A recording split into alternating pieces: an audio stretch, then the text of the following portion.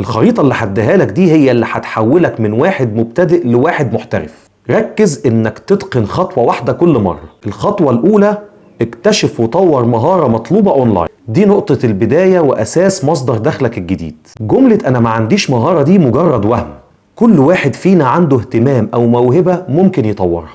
السؤال الحقيقي هو ازاي نحول الاهتمام ده لقيمة حقيقية الناس تهتم بيها وتدفع فيها فلوس. طبعا أنا هنا في قناتي ههتم بالخطوة الأولى، وهي إزاي أعلمك مهارة مطلوبة أونلاين. البداية ممكن تبان أصعب حتة، بس افتكر إن كل فريلانسر ناجح أنت شايفه النهاردة بدأ من نفس النقطة اللي أنت واقف فيها دلوقتي. كل اللي أنت محتاجه دلوقتي هو خطة واضحة وصبر ومثابرة وإيمان بإنك أنت قادر تحقق هدفك. أنت عندك كل اللي تحتاجه عشان تبدأ رحلتك وتزود دخلك وتحقق استقلالك المالي. الفيديو ده مجرد البداية في سلاسل وكورسات ومهارات مجانية كتير هذاكرها وهشرحها ليكم على قناتي هنا مجانا. هنتعلمها سوا وهتاخد بإيدك في عالم الفريلانس، من أول ما تتعلم المهارات لحد ما تعمل أول فلوس ليك أونلاين بإذن الله.